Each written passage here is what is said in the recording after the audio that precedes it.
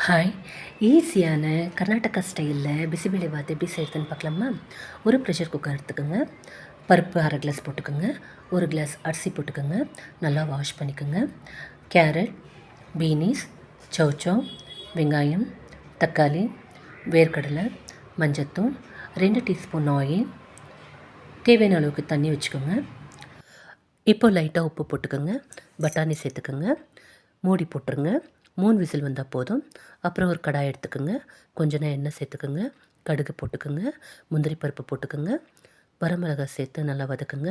வெங்காயம் கருப்பில் சேர்த்து நல்லா வதக்குங்க. இப்போ தேவையான அளவுக்கு உப்பு சேர்த்துக்கோங்க. புளி தண்ணி ஊற்றிக்கோங்க. பிசிபெலேபாத் பவுட்ரு ஆட் பண்ணிக்கோங்க. நல்லா கொதித்து வரணும். இப்போ சாதம் பாருங்கள் நல்லா வெந்திருக்கு. இப்போ தாளிப்பு எடுத்து இதில் மிக்ஸ் பண்ணுங்கள்.